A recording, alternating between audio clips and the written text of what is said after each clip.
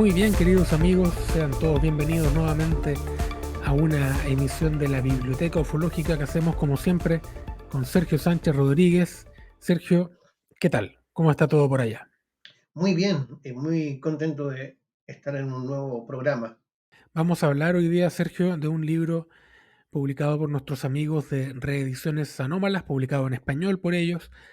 eh, un libro que habla de ciencia ficción y de Estados Unidos, de cómo la cultura finalmente permite moldear algunos mitos como el que nos convoca, el de los ovnis, que está ahí entrecruzado también con la ciencia ficción en este libro que se llama Bienvenidos a Marte, que lo tenemos aquí. Ahí está, Sergio también lo tiene, escrito por Ken Hollings, que es un escritor ante todo, pero también un interesado en la ciencia ficción. Es un hombre que tiene además novelas a su haber y además de ensayos sobre otros temas.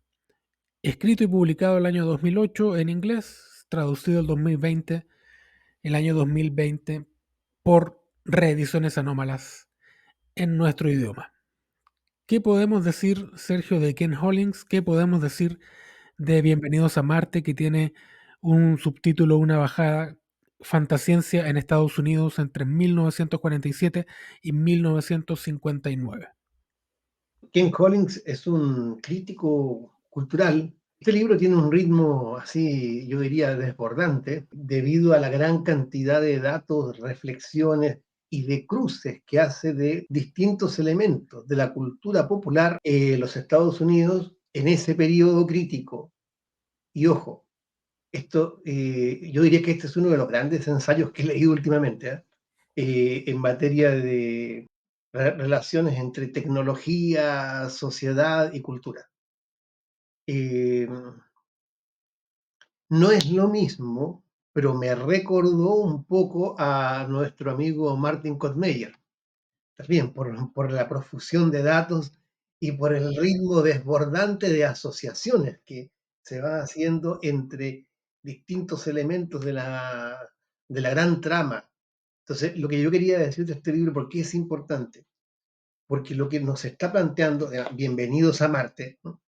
Es que lo que se inició en ese periodo es algo inédito en la historia de la humanidad y sigue hoy día desarrollándose, desplegándose lo que se inició en ese periodo. Ujú. Entonces, o en los aledaños, porque en realidad las pruebas atómicas son de un poquito antes, pero también en los años 40, en 1945, la detonación de prueba en Nuevo México y poco después lo que todos sabemos, ¿no? La Ujú. catástrofe en Hiroshima y Nagasaki. Este libro vincula muchos elementos de la reflexión sobre la ciencia, sobre la técnica, de los peligros que ésta genera, del impacto en la sociedad y todo eso metido a cada rato con el tema de los platillos volantes, que es imposible soslayar. Entonces, aquí juegan un papel relevante como telón de fondo y como desarrollo de cosas. De partida, las alusiones son constantes, por eso este libro yo lo disfruté mucho. Uno se puede encontrar en un momento con Joseph Allen Hynek y en otro momento con Gregory Bateson, la escuela de Palo Alto, lo que sucedía en California con los vanguardistas de la época. Entonces lo que nos da a entender es que se trata de un solo gran movimiento, un gran caleidoscopio de cosas que están sucediendo, de visiones de mundo, de modernidad desatada, ¿no? De futurismo desatado, y lo que ha llegado precisamente es lo que éramos o no el futuro en ese momento. Entonces, Ujú. y hasta ahora. De hecho, por alguna razón, cuando vi la película Oppenheimer, ¿no?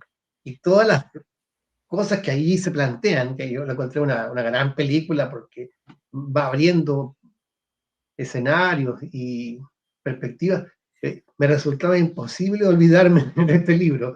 Lo relacioné, están claramente ligados. El cóctel ideal sería estar viendo la película en un costado con esto y un poquito más allá, un librito de uno de los tomos de las obras completas de Kurt Meyer, y quedamos listos, ¿sabes? Totalmente apirados, quedamos. No se necesita nada más. Claro, sí. Así que notable, notable la aparición de la televisión en los hogares, la irrupción de las películas de ciencia ficción y todo eso como parte de un impacto que estamos todavía procesando. Este, Sergio, es otro libro que nos viene a demostrar que los platillos volantes no surgen o los platillos voladores no surgen en esta época por casualidad, ¿no? Hay todo un contexto cultural que lo sostiene. Claro, sí, por supuesto. Claro. Ahora, no es un libro que pretenda, a diferencia de Martin Meyer, que busca, como quien dice, explicar casos ovnis o creencias de los ufólogos, claro, pero simplemente pone sobre el tablero ahí todas estas piezas, junto a muchas otras, porque no es un libro que podamos calificar de ufológico, para nada. Pero resulta claro que las piezas son solidarias unas de otras. Entonces yo quedé muy sorprendido con este libro, con la lectura de este texto. Ya, pero aunque no sea Y ufológico, porque en realidad es un ensayo sobre otro tema, tú decías que se cruzan los platillos volantes, nunca mejor dicho, ¿no? eh, Se te cruzan eh, por ahí los ovnis, los discos voladores, y es inevitable que aparezcan mencionados. O sea, cualquier aficionado al tema se va a entretener con este libro. permanentemente, sí, eso estamos, como te digo, se está hablando de Norbert Wiener, el padre de la cibernética, y poquito más allá aparece Donald Keyhoe, Edward J. Ruppel, porque forma parte de este cambio que se ha estado operando Claro. en la relación entre el ser humano y la tecnología, ese futuro que apareció de pronto, así que casi podríamos decir que aterrizó de pronto en los años 40, abriendo una serie de perspectivas que ahora se están simplemente desarrollando. Ujú. Pero ese periodo crítico de los 40 a los 50 es ahí cuando comenzó a pasar todo. Eso es lo interesante del mensaje del libro. De hecho, a muchas cosas ya se pensaron, se concibieron y han comenzado a desarrollarse en tiempos más recientes. Pero las bases se establecieron ahí. Eso de bienvenidos a Marte es como decir bienvenidos al futuro, en cierto modo, bienvenidos a un mundo desconocido, a otro mundo. Y tiene una sensación como de alienación que también produce en uno el libro y que es, en cierto modo, un reflejo de la alienación que también nos produce el impacto de la tecnociencia en nuestra vida. Entonces, es un libro nada complaciente y muestra cómo resulta imposible desgajar, separar los platillos volantes de todo lo que los rodeaba. Sí, y es un ensayo bastante lúcido y yo diría contundente en ese sentido.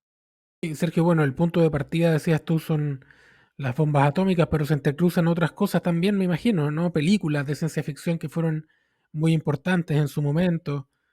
Claramente, incluso ciertamente también la industria armamentística, la reflexión sobre los peligros de la misma, el tema del átomo, ¿ah? Que nosotros, los que crecimos bueno, yo era niño en los 70, pero yo como niño, yo crecí bajo el temor de la guerra nuclear, ni hablar de los 80. Entonces, eso como que no ha desaparecido, pero como que se ha ido, en cierto modo, difuminando, pero eso era tan patente que yo al leer este libro tuve recuerdos de cómo teníamos la sensación de estar aceleradamente yendo hacia una especie de cataclismo, producido precisamente por la tecnología, por las fuerzas que el propio desarrollo técnico había desatado la humanidad y que no estaba en condiciones de controlar. Entonces, mira, voy a seleccionar unas partes porque el libro es difícil de analizar así como otros, porque son fragmentos.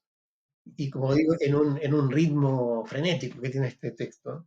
Por ejemplo, habla de Adamski. Dice, sucediendo casi simultáneamente en el momento de 1952 en el que Sananda advierte a la señora Martin, Dorothy Martin y su círculo de Chicago del inminente fin del mundo, hay poco en el encuentro de Adamski que parezca novedoso. Ya hemos estado en ese desierto en particular anteriormente. Se refiere a todo lo que involucra el suroeste de los Estados Unidos en lo que ya sabemos, en lo que en las pruebas nucleares, en el desarrollo de ciertos proyectos militares escondidos y perdidos, y ciertamente también el, el, el, nacimiento del contactismo, así de este estilo de Adamski. Entonces, la sustancia real de sus afirmaciones de Adamski no es tan importante como su alcance en lo que configura el estado de ánimo del periodo en el que estamos. Lo que hace que la historia de Adamski sea tan atractiva es el modo en el que se rodea de técnicos, agencias gubernamentales y oficiales del ejército. Empieza, por ejemplo, calificando su relación con el gran observatorio Hale de Monte Palomar. Conozco a algunos miembros de la plantilla, pero no trabajo en el observatorio. Esto se refiere precisamente al hecho de la necesidad de vincularse con esta gran aventura que está viviendo la especie humana, de la tecnociencia, incluso en alguien como Adamski, cuyo talante era inicialmente teosófico, pero la novedad viene de ahí. Es claro que aquí el platillo, la comparecencia de la tecnología del platillo volante le ha dado un nuevo aire a ciertas formas de, voy a hacer un término poco riguroso, de espiritismo extendido que ha cobrado fuerza.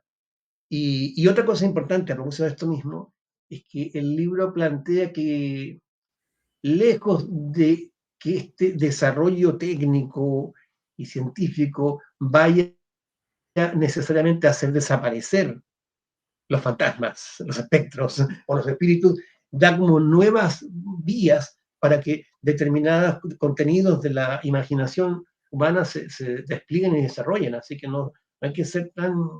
Pues, eso que uno también le han dicho siempre, le decían, sobre todo en mi época, perdón que haga autorreferencia, pero era una época de cierto optimismo. ¿No? Mm. Entonces, a pesar del temor nuclear, cierto optimismo sobre las posibilidades de conocimiento humano, y siempre se nos planteaba eso, que era la gran aventura de la razón, ¿eh? Que iba a ir, eh, digámoslo así, despoblando de demonios el mundo. El problema es que parece que los demonios están más multiplicados que nunca, bajo otras vías.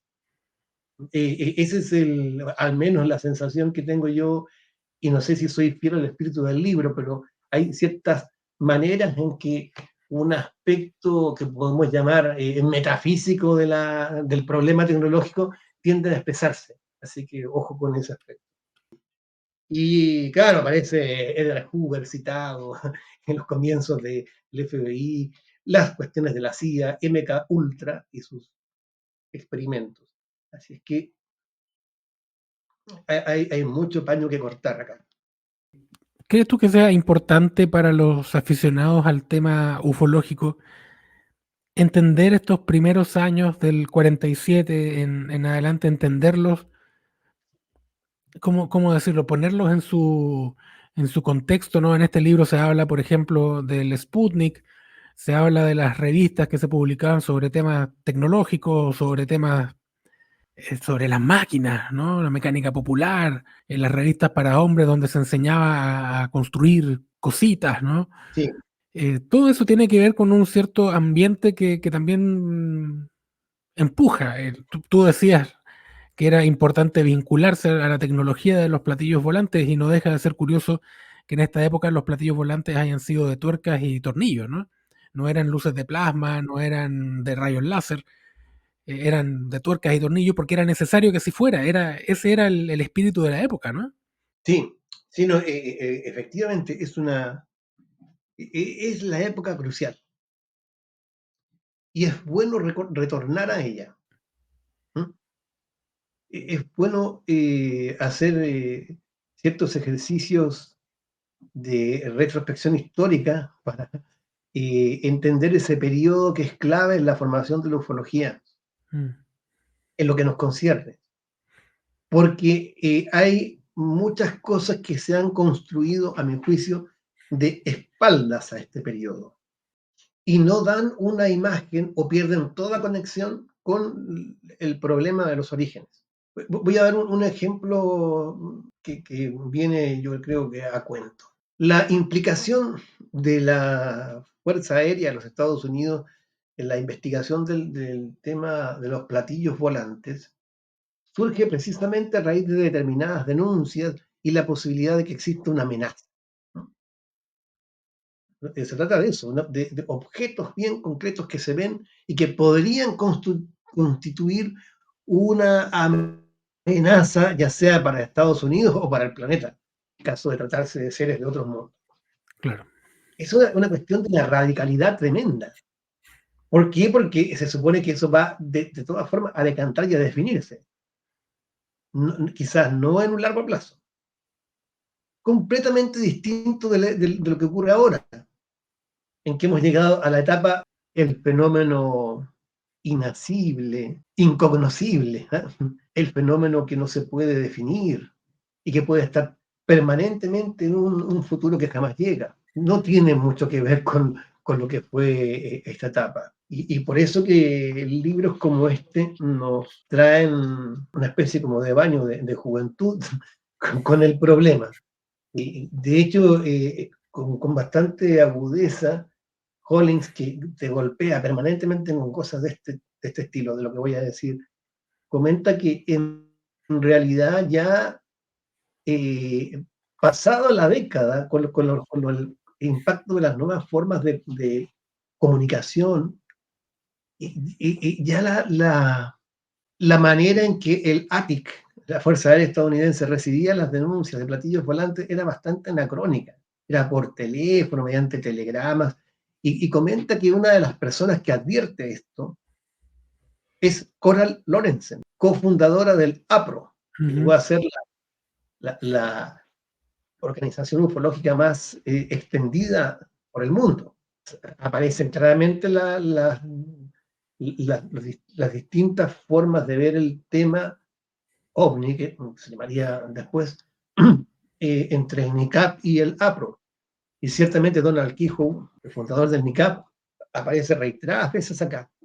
Y claro, lo que existe es un creciente desarrollo de algo que se ha llamado en tiempos más recientes, gracias a la labor del historiador alemán Alexander Gepper, la astrocultura, que mereció un ensayo muy destacado de nuestro amigo Matías Morey en su libro Cielos despejados, sí. cuando él relaciona el concepto de astrocultura con ufología. La astrocultura como el conjunto de reflexiones, de productos, de ficción de todo tipo y hasta de no ficción respecto del espacio exterior a la Tierra, de su conquista y del desarrollo de la astronáutica y cosas ligadas.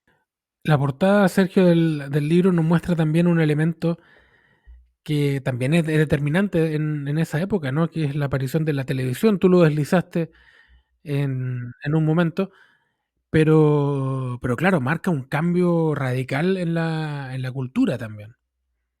Sí, totalmente. Que ya la televisión en ese sentido tiene un carácter simbólico que es tan profundo, que es, claro, la radio ya fue bastante en su momento.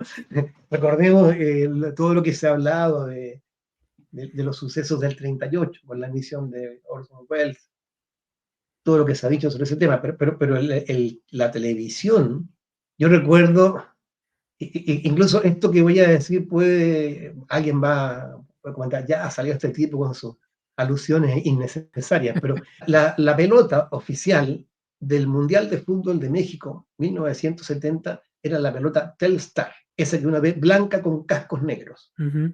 Ahí partió la pelota. Ustedes dirán, bueno, Telstar era el gran satélite del satélite estrella, de las comunicaciones en ese momento. Fue lo que permitió que ese mundial fuera visto así, vía satélite, que nosotros veíamos como una banalidad absoluta, prendemos la televisión. No, es que eso fue un cambio tremendo. ¿Cuál es la consecuencia? Es que nos convertimos todos, los habitantes del planeta, en espectadores o potenciales espectadores. Eso es inconcebible. Bueno, algunos lo habían concebido, pero no en sentido positivo. Algunos habían concebido cosas similares, pero como una suerte de pesadilla, porque siempre esto está vinculado a la idea de dominación mundial, ¿eh? Por una parte de sugestión o directamente de control totalitario de la conciencia, de las conciencias. Entonces, un tema que también aparece acá, está tan metido como el de los platillos volantes y la manipulación del átomo. Así es Ujú. que, sí, tienes razón, es muy sugestivo el dibujo de la portada y ya está, es tan expresivo que el solo hecho de ponerse a analizarla ya nos adelanta bastante bien de qué va el libro. Sí, una portada de Oscar Bometón, que es quien dibuja habitualmente las portadas de reediciones anómalas, un muy, muy buen ilustrador. Claro, la televisión entra en las casas y entra a formar parte de la familia, ¿no? Y que de alguna manera reúne también a la familia en torno a esto que con el tiempo se ha dado en llamar la caja idiota, porque también cumple una función de como de desconectar a la gente de lo que ocurre en la realidad, ¿no? Esa es como la acusación que se le hace a la televisión y sin embargo la televisión tiene otro sinfín de beneficios. Se ven documentales en la televisión por lo pronto. Se puede acercar a la casa el cine a través de la televisión. Y todos esos cambios revolucionarios que ello conlleva también cambian la sociedad, cambian la cultura, cambian la familia y cambian la manera de vivir de la gente. Y todos esos cambios tecnológicos, partimos con la bomba atómica, pero el libro termina cerca de la época en que se lanza el Sputnik y de ahí empieza la era de los satélites. Todos esos cambios se dan muy rápido, ¿no? Y hay una generación que vivió en carne propia esos cambios que eran de una velocidad inaudita. O sea, en 20 años la humanidad pasó de la guerra común y corriente con armas convencionales a la guerra nuclear, a la transmisión vía satélite, a la televisión, y en pocos años más a la televisión en color. Son cambios muy radicales, tal vez vistos desde ahora no nos parecen tanto, pero en su momento fueron realmente brutales para la gente que lo vivió. Totalmente de acuerdo, sí. A propósito de lo vertiginoso de los cambios, también hay que entender que nosotros hemos perdido cierto soporte que determinadas personas tenían en esa época para digerir mejor lo que estaba pasando. La revolución tecnológica, que como sea estaba esa revolución adherida a un cierto relato vinculado a la Guerra Fría, Ujú. porque el tono era en general optimista, porque tanto de la propaganda del bloque soviético como de la propaganda del bloque norteamericano occidental de esa forma, como la gran aventura, por ejemplo, la propia idea de la conquista del espacio, ¿no? Claro. Se abre aquí un horizonte ilimitado, cuando en realidad precisamente los recursos han demostrado ser limitados y también en alguna medida el interés ha decaído en virtud de los enormes costos. Pero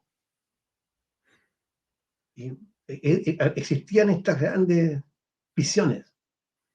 Y hoy día yo lo que veo más bien es que no estando el telón de fondo de la Guerra Fría, cada uno se las arregla como puede para digerir lo que está pasando. O sea, estamos en la época del sálvese quien pueda. O sea, algunos...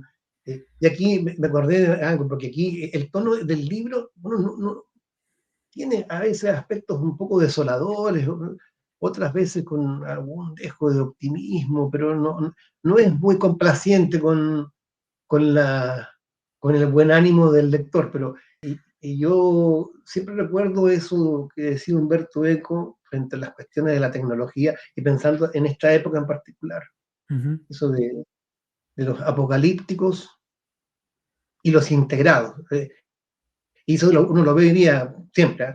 Los apocalípticos son los que dicen esto va, está abriendo las puertas del infierno, y los ujú, integrados, tranquilícese, hombre, si, todo lo que nos queda es bienestar. Y yo creo que la segunda postura, la de los integrados, me parece de una frivolidad y de una ingenuidad insultante. La primera me parece un poco peligrosa según los casos y a veces puede ser también generadora de pánico innecesario. ujú. Y yo opto por una palabra que se la copié a alguien, no recuerdo quién, no es mía, alguien la acuñó, integralíptico. O sea, una especie de integrado alerta o una especie de pesimista que se da un espacio para respirar. ¿No? Un poco eso. No sé por qué se me ocurrió hacer una asociación entre los apocalípticos ufológicos, que son los que dicen que la ufología está muerta, y los integrados ufológicos, que son los que dicen que estamos en la mejor época de la ufología. También ahí hay que buscar un punto intermedio porque ninguno de los dos parece estar muy en lo cierto. Sí, desde que aparecieron los UAPs o los UAP, ¿no? Digo, aparecieron mediáticamente, alguien va a decir, no, si no aparecieron, lo que pasa es que en los años 40, mediáticamente, en la conciencia general de los ufólogos en el Claro. último tiempo, a eso me refiero. Oye, Sergio, ¿qué más podemos decir para ir redondeando de este libro de Ken Hollings de, de apretadas 380 páginas? Tú decías que era un libro trepidante, que no deja espacio para el respiro. Sí, no, tiene mucho de contactados también, ¿eh? Ojo, Ujú. aparte de Adamski aparecen otros personajes, entre otros George King, por supuesto, George Van Tassel, que tenía el famoso Integratron, que era ya un dispositivo enorme y conecta muy bien con el espíritu del libro y de la época. Claro, Yo quería hacer tecnología, los cables, las luces. claro, por supuesto, y quería hacer una alusión acá a una parte del libro donde el capítulo se llama Adolescentes del espacio exterior, el progreso y sus inconvenientes. Ujú. Y más allá de las reflexiones muy profundas que nos sugiere, eh, se trata el tema de Morris K. Jessup, el autor de El caso de los ovnis, Sí, libro de 1955. Recordemos que Morris K. Jessup es uno de los padres de la ufología como tal, ¿eh? sí, un Uno poco olvidado, de los ¿no? creadores de la ufología, no diré el creador, es uno de los creadores. ¿Eh? Ray Palmer, ciertamente Gray Barker y Morris K. Jessup son el tridente que está ahí, hoy ya perdido, olvidado para muchos. Sí. Pero yo diría que ese es el tridente junto a la labor que hace Kehoe, por ahí, Ujú. los creadores de la ufología como tal. Entonces, habla, bueno, de una situación que dio lugar a muchas especulaciones entre los ufólogos acerca del suicidio de Morris K. Jessup. Mm, Y si me permites, iba a leer un pedacito de esto, como para ir cerrando, claro. cuando dice que tras haber desaparecido sin dejar rastro, tras su abrupta marcha de Nueva York el año pasado, Jessup ha aparecido de nuevo en Florida, donde su ánimo se muestra cada vez más abatido. Las notas y comentarios escritas por una mano desconocida en los márgenes de su libro El caso de los ovnis incluyen términos como nave muerta, marcadores de medidas, cortadores de fuerza o hablar claro, siguen atormentando. Ciencias superiores están jugando con él, le está conduciendo a una depresión irreversible. La Marina, mientras tanto, no parece estar muy convencida, al menos en apariencia. Luego se habla de la situación misma del lamentable suicidio Pero esto nos refleja muy bien el espíritu del libro de Ken Hollings, que Ujú. comenta, la historia moderna es a menudo el producto del trabajo de hombres que acaban muertos en coches. Eso, una cosa críptica que reservé para este momento, pero que revela algo consustancial a este libro. Y se refiere al suicidio de un ufólogo, uno de Mm. los primeros. Bienvenidos a Marte entonces, de Ken Hollings, publicado originalmente el 2008 en inglés y en español el año 2020 por intermedio de Reediciones Anómalas. Ha sido el libro protagonista de esta nueva edición de la Biblioteca Ufológica, que como siempre cerramos invitándolos a suscribirse a nuestro canal de YouTube, a acompañarnos también en Facebook, en Twitter, a ingresar ahí a coliseosantosa.cl, donde están las novedades de nuestra casa editorial, y dejamos siempre el espacio final para que Sergio nos dé un consejo respecto a lo que hay que hacer en la casa cuando uno está descansando. Sí, y volviendo a citar a Humberto Eco, que escribió un libro que se llama El libro jamás morirá, pesa todo, yo insto muy modestamente desde acá a leer. A leer. Con ese consejo permanente dejamos este programa. Muchísimas gracias, Sergio, y nos volveremos a encontrar en un próximo encuentro de la Biblioteca Ufológica. Chao, que estés bien. Chao.